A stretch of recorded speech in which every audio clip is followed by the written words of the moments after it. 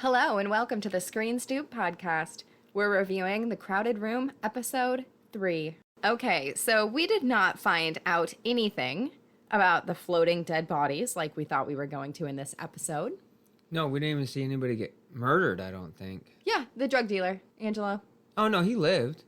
He lived? Yeah, he lived. Oh. Yeah.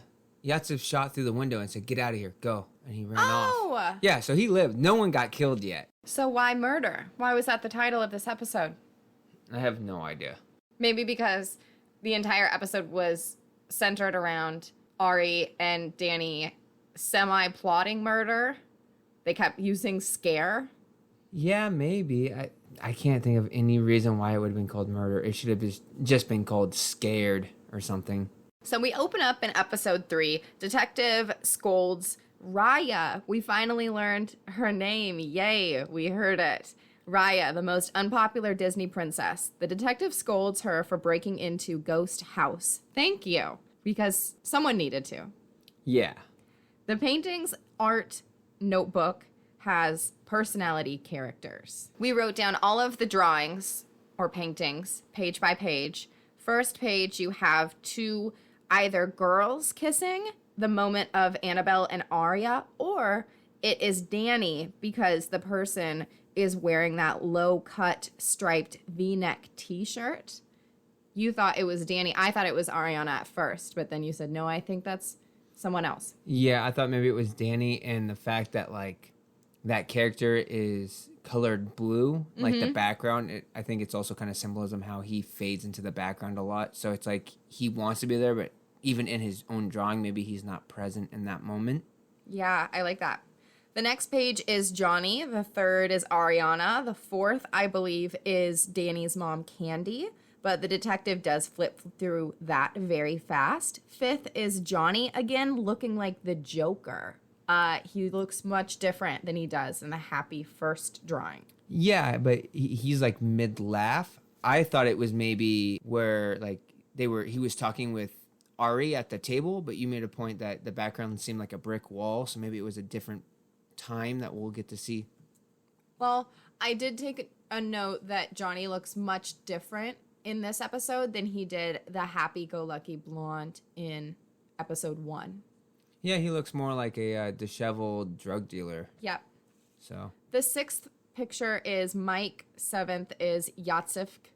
The eighth is Detective Gordon from Batman in London. We noticed that Big Ben is in the background, and so we're wondering, is that a British persona?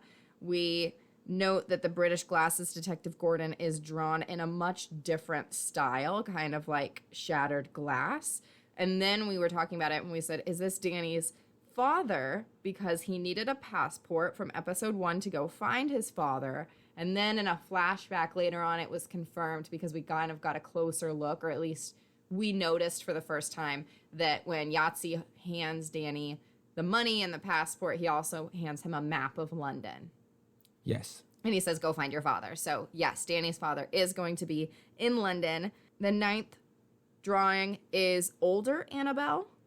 The real-life detective asks the psychologist if she thinks these are all victims. I don't think that Raya responds, but I'm asking, is anyone upset that you, mister, and all the other investigators just left this vital piece of evidence sitting at a crime scene? Because I am. Yeah, I would be livid if I was the head detective and I had guys searching the house. I would be livid if they missed this. Yes. But his question about it being victims brings up a theory of what if each persona is a victim? Like he kills them and then picks their persona after he kills them. That would be wonderful. So it's like a mix between personas and victims. Yeah. Ooh, let's do that. Yeah. Before we get rolling here, I've noticed every single episode, I just haven't said it yet, Dr. Raya's shoes that she wears, those little lace-up ankle shoes, are fire. Can we bring those back in style? Where can I purchase a pair of brown, cloggy type lace-up heels? DSW, Clark's, someone let me know. Beginning of the episode after the credits, Raya asks Danny about Ari again. It's a flashback to a diner. There's only one Coke being drank by Danny. Yeah, and he asks her if she wants one. She says no. Also, Ari quotes Danny's mom, coincidentally. She says, "In for a penny, in for a pound." Sounds like it must be a British phrase, furthering my theory that the dad is British, and that's where the mom learned that saying or phrase. Yes. So Danny keeps pressing Ariana for her backstory, and Ariana continues to repress or withhold that information from Danny, almost like that knowledge shouldn't be shared with his primary mind. Ari is essayed by a friend of her dad's. Her erratic behavior is due to sexual trauma, shutting down when she's close to feeling real emotions. Danny says, "I get it." He's been essayed too. By who? Probably the same exact person, because they are the same exact person, and I'm guessing the stepdad. Which, oh yeah, we find that out, but I wrote it down here. Yeah, you find out later in the episode that the guy that they were going to, quote unquote, scare is actually the stepfather, and you see that in the flashback when he turns around. So you assume that because Ari is a persona of Danny, that Danny was actually sexually essayed by... You can say sexually assault, okay. sexual abuse, molested. I didn't know why you were saying essay. I was so confused. I just wrote it shorthand because I was just really quickly taking notes. It took me a second. I was like, essayed? What are we doing here? No. On YouTube, like, they do that because they don't want to get flagged or whatever. I don't care. No one's even listening to this podcast. I'm not making money off of it. Yeah. So anyways, yeah. So Danny says that Adam was sexually abused, either he and his twin or that just Adam, until he, I assume, killed himself. But Danny says that he doesn't think about it. Ari says that she always does. After this conversation, 9 minutes into the episode, it's obvious to me that Adam is not real. He was Danny's first dissociated identity. Adam, I'm saying in quotes, was sex abused. Now Danny can keep the trauma removed from himself in that way. So that leads into the theory that I had, which is like piggybacking off of yours about Danny's brother Adam being just a persona. What if he didn't have any like psychological issues and the assault is what caused that? And so basically Adam was his innocence dying. I believe that Adam is an extension of bad moments, so that Adam, in quotes, can be molested as Danny watches from afar and doesn't psychologically take on the emotional turmoil. It's like a defense mechanism because the brain is so powerful. So it's kind of the same. I do believe that Adam was developed to be the insert so that Danny could distance himself from such a traumatic moment. This conversation in the diner ends with Ari saying, "I'd do anything to make him disappear." Danny previously told Raya this moment is where they got the idea to scare with a gun in Rockefeller Center. Danny is playing basketball with Mike. He starts talking with Johnny. It seems like the personalities inside his head are resisting collision with Danny's consciousness because they sit down and once again, like he was with Ari, trying to fish for her backstory. He's trying to find out more information about the activities that Johnny does, and Johnny keeps pushing those questions away. I'm wondering, why is Danny triggered to want more intersecting between worlds with both Ari and Johnny? Just why now? It was working out fine. Yeah, I think it's just maybe he's becoming more unhinged. I wish I knew more about DID. But I like that this show is done differently and similarly to both Fight Club and Split because you have different actors like Brad Pitt playing the personalities. However, there are so many and they are all very diverse, like in Split. Although in Split, James McAvoy plays all of them insanely, brilliantly, incomprehensibly, seamlessly alone. Here, you kind of get that same thing. It's just different actors are the inserts for the different personalities and characters. As Johnny and Danny start to do activities like go to the drug dealer's house, like I said before, noticed that Johnny episode 3 looks way different than Johnny episode 1. Johnny was lively and boisterous. He now looks hollow and disheveled or unkempt, like he hasn't slept. Yep. And I also noticed that even though Johnny is the one who usually deals with the drug dealer, if you pay close attention when they're traveling to the drug dealer's house, Danny is leading Johnny. He's in front the entire time. Yeah, and the drug dealer never looks once at Johnny. No. He's always making eye contact with Danny. He's always talking to Danny. Johnny's just over in the corner. Yes. I was wondering if, because the drug dealer kept referring to Danny as freak and saying, I know what you're like and I know who you are, I'm thinking maybe Johnny's innocence got taken away and that's why he looks so different, because Johnny's been having to do really obscene sexual favors for this guy to get more drugs, because it seems like the deals come from money for drugs and other stuff on top of it. Oh, maybe, because Johnny does make the quote of like saying you don't want to get to know him this way. Yeah, and Danny says, are you jealous? Yeah. Like I said, Danny's got to perform sexual favors for the gun that he's trying to purchase from the drug dealer, plus $350. Shelby, what was $350 equal to today in 1979? It was about $1,534. Not worth it. I hate this drug dealer. You are so desperate to get dicked down. You can't get sexual stuff any other way. If you're that horny, find a coke whore, not a shy kid that's reluctant to get. Do you think it's going to be good? Go find a hand or blowjob from someone who's got some enthusiasm. Yeah, also, I like the courage you must have to force somebody to give you a blowjob. If I was forced to give somebody a blowjob, you can guarantee my teeth are coming down hard. I know. I'm biting he it was right held off. at gunpoint, so I guess as soon as you bite, he could just pull the trigger. I'd still die knowing he no longer has a penis. I was thinking this is just more evidence that this tiny pee-peed syndrome man finds entertainment and power with threats and demeaning people.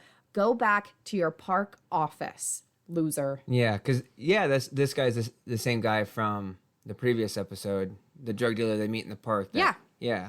Danny is whispering to himself as they are on their way to under the bridge or the waterfront or some sort of shed to go perform the sexual favors.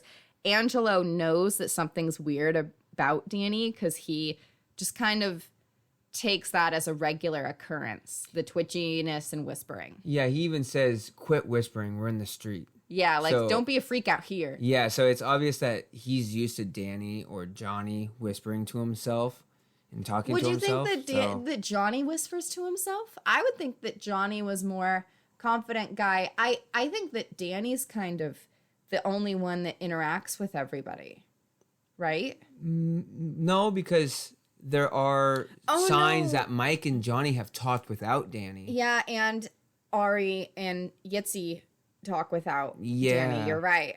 Outside, Danny and Angelo find a private spot out of sight. And I thought, oh, great, we've found a bridge. Now this looks more like Portland. It was like graffiti everywhere and the waterfront was trashed. Yeah, it even said construction site, do not enter, but it seems like it maybe has been under construction for a while and it has stopped construction and it's just an abandoned site. There was garbage on the street. Yeah. Looked much more like home. In the background of the shed near the waterfront where Angelo and Danny are about to get it on, there's a white-haired man in bell-bottoms touching himself in the background, and he's rocking back and forth watching these two like he's the Darth Maul demon from Insidious. This scene was uncomfortable. Hearing a much older man say, yeah, and pretty mouth over and over again, all bothered, is perverse. I think that Tom Holland's acting here really sells it because he is so reluctant and resistant. It really sells the moment. I did write down that Tom Holland actually does not have a pretty mouth, at least not to me. He's got the frog in his mouth. Frog in his mouth? You haven't heard that? He's done a thing about it on, like, being interviewed because his chin, like, his cheeks come out. It looks like he has, like, a frog in his mouth. No, I was talking about his lips. They're really thin. Oh. Johnny comes out of nowhere and bashes the drug dealer in the face with a bat. You thought it wasn't a bat. To me, it looked like a bat. It handled like a bat. Well, I thought it was a 2x4 from the construction site because where did Johnny get a bat from? He's uptown away from home. There's trash everywhere. It's definitely downtown. It's not uptown. Uptown doesn't look like that. This is downtown. No, yeah, down. Well, either way. When Danny gives Ari the gun back at the ghost house, she's aiming it in the mirror and says, hand up, mother F.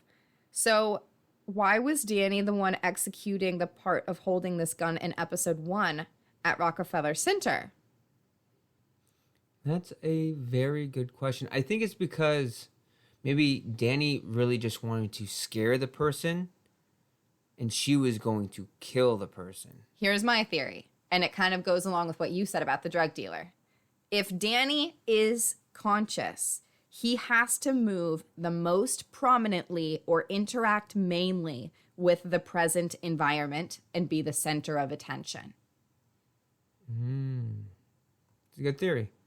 Because usually everyone else is just around him as background or co-counsel. Example was the basketball court and the drug dealer house from this episode. But I've noticed it several different times. Mike shows up in Danny's room, reminds Danny of a date that he made with Annabelle that he forgot. That's odd. Did Mike make the date with Annabelle? Yeah, that is odd. Maybe he's the more suave, good-looking version of Danny.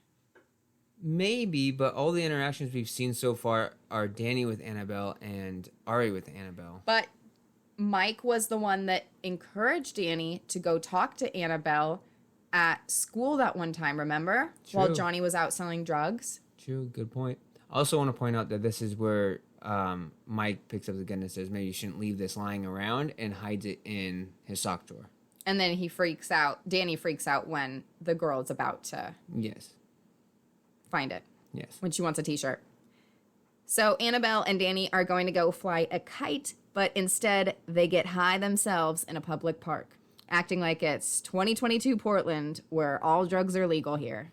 I've also noticed that the only time Danny ever smokes pot is when he's hanging out with Annabelle or is awaiting her arrival. While they're flying a kite, it starts to rain. They go back to the ghost house. Annabelle finds Danny's artwork and is super impressed by him. I'm wondering, why did you act so catty and immature and dismissive only 2 years ago? Are you as desperate to get laid as the drug dealer? This character is so inconsistent. I hope that she dies in this episode. She didn't. She didn't. But it's because she's young and he was exciting and different. I'm bothered because I invested so much into what she said and I just don't think anything's going to come of it. Annabelle is going to go shower. Danny falls asleep as she does. And then I noticed that on the nightstand, the entire bottle of alcohol is almost gone. So no wonder he's passed out. Or dead. While they're sleeping, the drug dealer breaks into the ghost house and is still holding his nose 24 plus hours later, just in case you forgot that he was hit in the face. Johnny, the idiot, left their baseball bat at the scene when he broke Angelo's nose, and that's how he broke the window. I don't think it was a bat. I think Angelo went and got his own bat, but we'll agree to disagree. Okay. Angelo says, "I want my gun and I want your ass." And then I wrote in parentheses, "to pound." The glass on the floor in the living room is the same that Raya saw in the opening of episode 2. It's from the drug dealer breaking in. Yep. Protection Yitzhak, another flashback that we've already seen in a quick memory, pops out just in time to help Danny.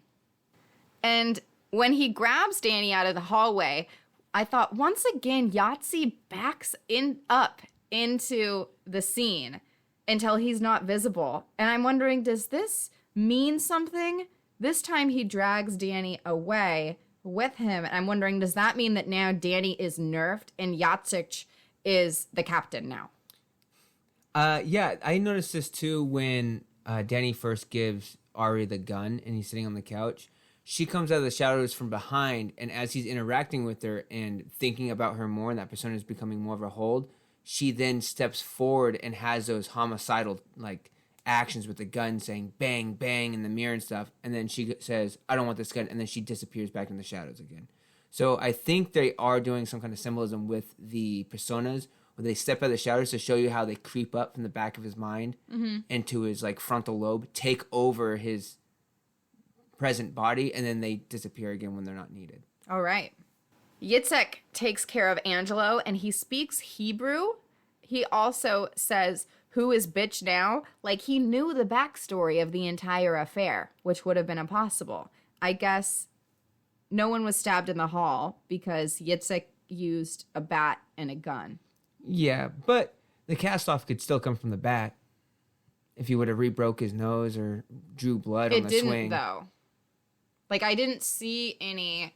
Maybe we just are too many clues. Like, we're finding too much stuff. Maybe. He did use the bat, though. He hit him in the face with the bat. I know, again. but the same slice cast-off did not come from the bat. Maybe it's just another thing happens in that hallway. Oh, I hope so. Because if not, we were epically wrong. Yeah. Our Dexter license is revoked. But I'm trying to think of Split. The speaking Hebrew thing is in Split. Did James McAvoy have any personalities that did not speak English or had an accent or were someone different? In Split, he did not. But in Glass, when he has like 20 more personalities that he plays, he has a full Hispanic woman personality, and he speaks fluent Spanish. Nice. Okay, so I was wondering if that is something that another iteration of DID has touched on. And I think it is. While Danny is packing up after getting kicked out, Ari shows him the gun and says that Yitzi kept it in his sock drawer. Now you've got the really cool element of both Fight Club and Split where the personalities hide stuff from each other even though they're all in one head. Yitzhak hid the gun and Danny is unaware, but Ari, who is both Yitzhak and Danny, deceptively steals it from one to give to the other. I also just want to point out again that it's the sock drawer. Like, it kind of, to me, it kind of shows it's the same person because Danny and Mike hid it in the sock drawer, and then Yitzhak, who is also Danny, hid it in the sock drawer. So to me, it's just kind of like another symbolic thing of them being the same person. You're so good. I think that I'm smart, even though we're both stupid. That's why our podcast is called Stoops. But you catch stuff. You're good. I should be a professor.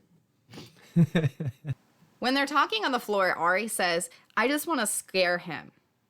Like shooting over his head. And I thought, girl, you did not shoot over his head. Not even close.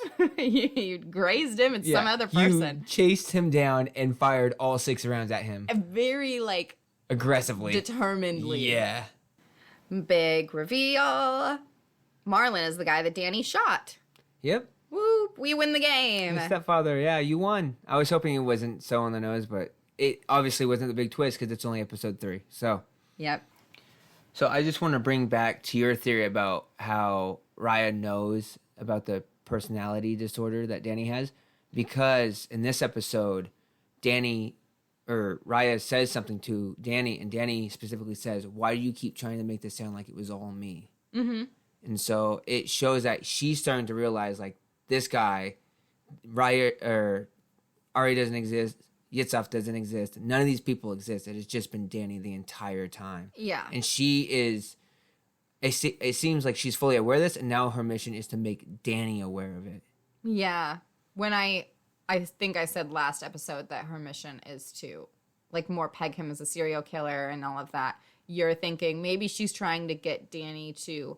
And maybe she's doing both, but maybe step 1 is first admit that everything is you, and these are not your personalities.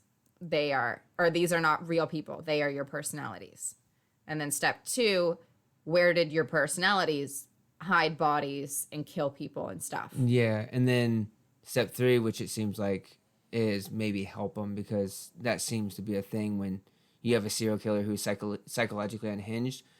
At least in the book that I read, The Mindhunter, when they would catch somebody who was psychologically insane, they wouldn't send them to prison. They had to have psychological help. Yeah. So...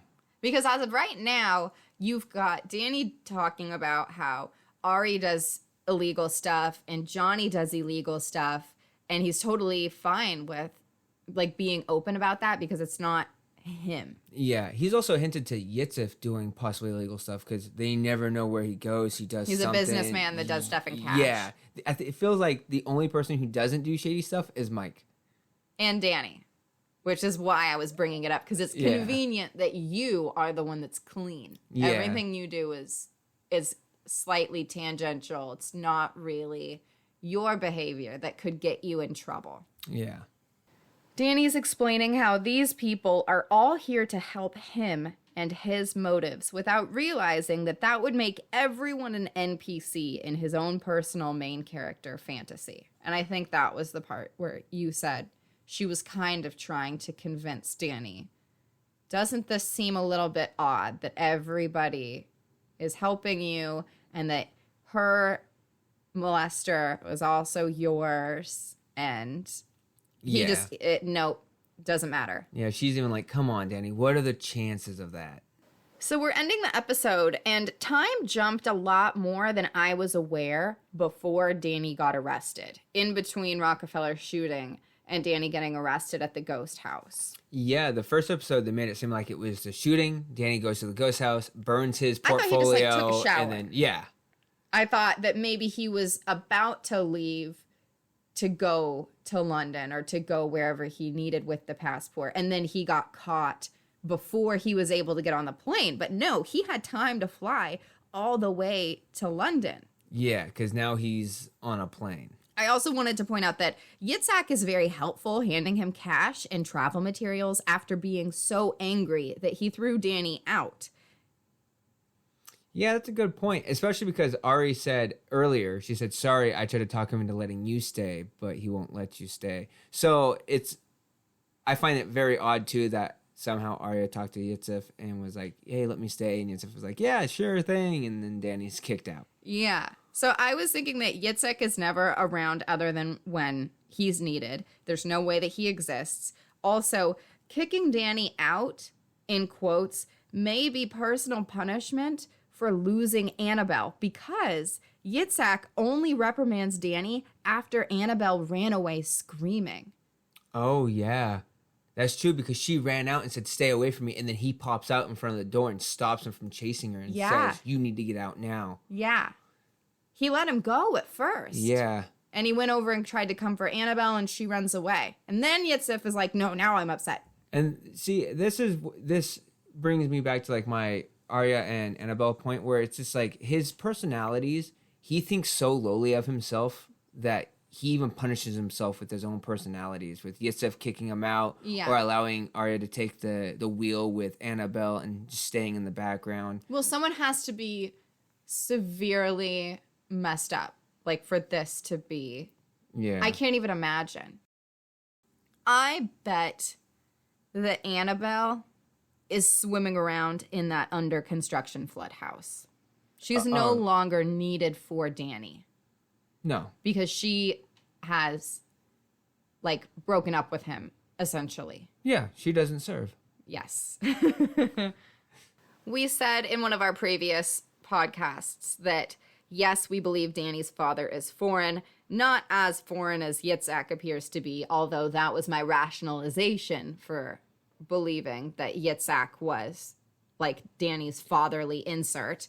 So he is foreign, just not, like, as, I guess, ethnically diverse as Yitzhak would be. Yeah, I mean, I completely agree. I thought it would have been, like, an identical person to his dad, right? So now I'm curious, where did he get this Israeli persona from? Yeah. Like, and not just any Israeli. This is a beefed up Israeli, like, bodybuilder. Maybe it's just supposed to be a muscly guy. Maybe he just finds him, like, very protective or very threatening, like a bouncer or something at a club, because that kind of seems to me what Yitzhak always is doing. He's like acting as Danny's personal bouncer. Yeah, maybe it's just some guy Danny saw in a movie or on the street or something, was like, that's a big guy. Yeah.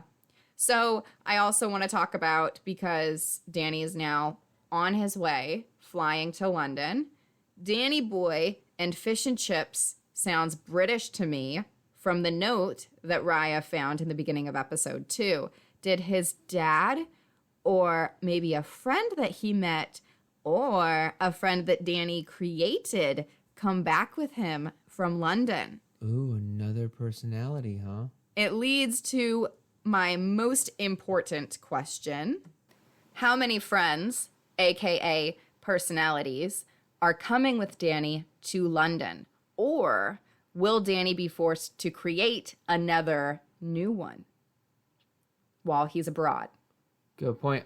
I think he's going to create new personas, and if he does bring one, it's going to be Mike. Okay. Because Mike seems to be, like you said, the cool, calm, collected guy, the reasonable guy, the rational guy. And so he might need some of that rationality to get through a country he's never been in. Johnny's still back doing drugs. Arya and Yusuf have to take care of the house. Mm-hmm. So that's my guess. Either, like you said, he creates a new persona, or if he has one with him, it's going to be Mike. Episode 4 comes out in a week. Where we stand right now, Danny is still in denial about his personalities. We do believe that Raya is on to Danny and completely understands that Mike, Johnny, Ari, and Yitzhak are all not real. It is undetermined or undecided if the drawings, paintings in Danny's art notebook are victims or personalities or a blend of the two. Annabelle's out of here. She got scared off. Drug dealers probably not coming back, I hope. I wonder how that's going to work with Johnny and Danny's stream of income. Yeah, I mean, as of right now, he doesn't need income. He got kicked out of the house, so... That's what I'm wondering. It's his own house, so that can't work. He's got to go back to that house. Also... Does he kill Yitzhak? His personality off to I don't think that he kills Yitzhak. That there's no motive there. But...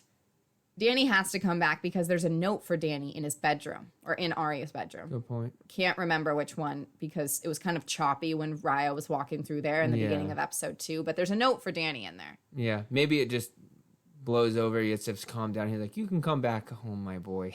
I think that that's all just going to kind of be forgotten. Maybe. Yeah, we'll see.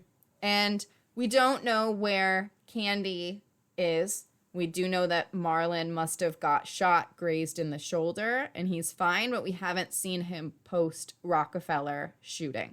Not yet. Nope. Any other characters? No, I think that's it. That's everything for this episode. Okay. Thank you so much for listening to the Screen Stoop podcast. We hope that you enjoyed our episodic reviews of The Crowded Room. Next weekend is Father's Day weekend, but we should be back with the review of episode 4. And if we're not, it's just because it didn't serve.